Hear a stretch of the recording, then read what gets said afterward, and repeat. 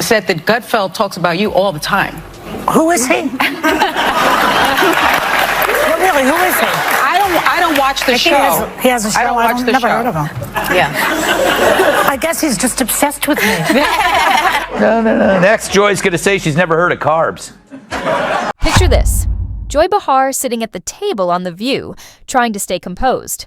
But then Greg Gutfeld made a comment that clearly hit a nerve. You could tell something changed. Her face showed it, and the room suddenly felt more tense. Her appearance stayed polished, but it seemed like her confidence took a small knock. So, what was it really? Did Joy lose her cool, or was it just a quiet moment of pride slipping away? Seriously, her denial of knowing me is as believable as her red hair. But obsession? I mean, come on, Joy. Where would you even get that idea? Like Joy Behar's face, it's looking worse and worse by the day. More full of crap than Joy Behar after a night of scotch and Taco Bell. Her being named Joy is like me being named ugly. Joy wasn't there on the show. Apparently Mondays are her days off when she feeds in the pasture. It now smells like a humid day inside Joy Behar's moo-moo. The motives stink worse than Joy Behar's jog bra. I mean, assuming she jogs. Oh, wait, there she is.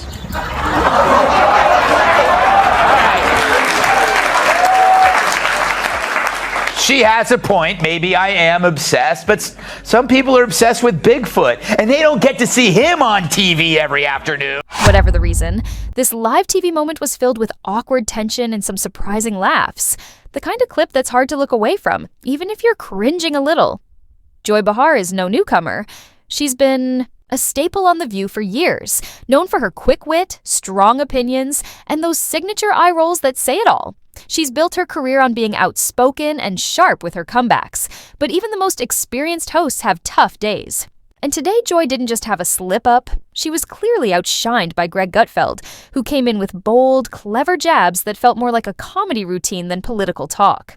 Gutfeld's delivery was smooth, and Joy found herself on the defensive in a moment that caught many off guard.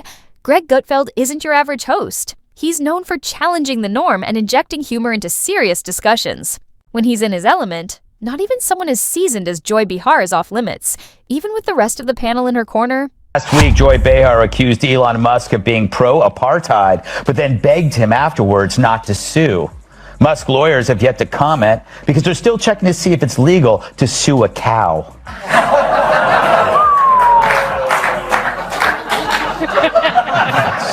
Shots fired. Just a legal question. I don't know why it's so upsetting. I don't make the rules in this country. Greg Gutfeld doesn't just react. He delivers sharp remarks that feel more like rehearsed lines than off-the-cuff comments.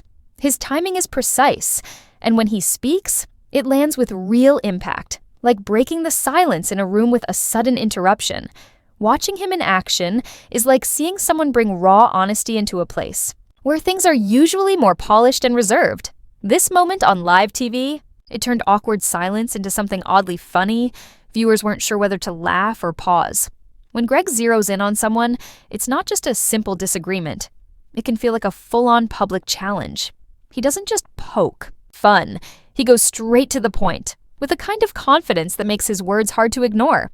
It's about the view. It's become like a medical hospital that displays human misfailure. Here, let's look at this political oddity. It really is like the left-wing equivalent of a carnival sideshow, except instead of bearded ladies and fat clowns and two-headed cows. Well, let me rephrase that. But The View is a victim of the sunk cost fallacy. How can you now speak the truth when for years you've been telling lie after lie after lie? Now you're carrying this big bag of rocks around you because it's too harmful for their ego to admit that we really were dishonest. And they could be honest. All they would have to say is, look, we hate Trump so much. We were willing to lie about Joe Biden because we felt he was preferable. We thought our lying and our cover-up was on your behalf. Just say that. You're still scum, but at least you're an honest scum. Now picture this. Joy Behar sitting comfortably in her usual seat on daytime TV, as confident as ever. She's been through plenty of on-air debates and usually handles them with ease. But this time was different.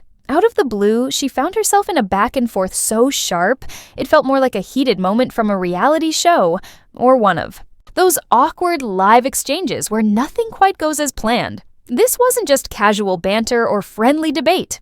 It was much more direct. Greg Gutfeld came in clearly prepared, ready to challenge Joy in a way that felt very deliberate.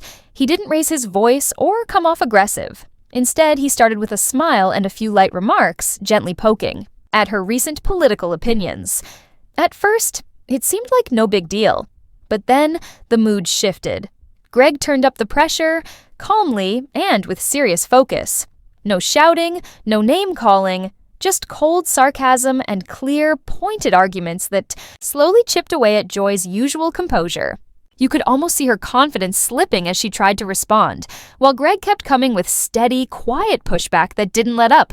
Some news, the feral monsters of The View say they've never heard of you-know-who. True, the show that makes mornings hell claim that my name doesn't ring a bell. It's time for... Our view on The View. Ugh. Yeah, the witch's coven finally shows me some lovin'. Yesterday on The View, yours truly was the subject of conversation. Apparently, the broads have no idea who I am, or so they say. Hit it, Gladys. The audience was caught off guard. Joy looked unsettled, trying to steady herself. Meanwhile, Greg Gutfeld stayed composed, calm, focused, and completely in control. Let's be honest, this wasn't a typical exchange. It wasn't a balanced debate. It felt more like a one-sided moment where Greg had the upper hand from start to finish. Right in the middle of her point, Joy seemed to lose her rhythm, like someone suddenly unsure of what to say under pressure. The energy in the room changed. Greg didn't raise his voice or cause a scene. Instead, he stayed steady, delivering one pointed comment after another, each one more direct than the last. The audience didn't see it coming until it hit. Recently, Joy had shared more of her usual bold views, the kind she's known for, but Greg wasn't letting any of it slide. He saw his chance and went for it. This wasn't playful sparring. It was focused and deliberate.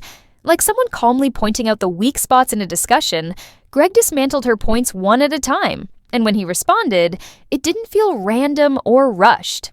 It felt exact, like something he'd thought through. No yelling, just a clear, firm statement that left no room for a comeback. That's what made it so effective. It was quiet, steady, and hard to ignore. Republican presidential candidate Tim Scott dropped by the Furry Five earlier today, and I thought the U.S. had a distinct policy against torture. He took the opportunity to call them out over crap Joy Behar recently said about him, specifically that he doesn't get systemic racism, which is like saying Brian Stelter doesn't get Ben and Jerry's. But Joy Behar gets racism after all. She's been black on Halloween. Yeah. But Joy wasn't there on the show. Apparently Mondays are her days off when she feeds in the pasture. But that is convenient, right? It's like one of my aunts dies every time Brian Kilmeade wants to hang. Greg Gutfeld wasn't just being funny. He was sharp. Every joke he made was backed with facts. He didn't need to raise his voice. He simply broke down Joy Behar's arguments using humor that hit hard because it was true. At first, it felt like harmless fun, just the usual back and forth you see on TV. But something changed. The laughs turned quiet, and the mood got tense. Then came the moment no one expected.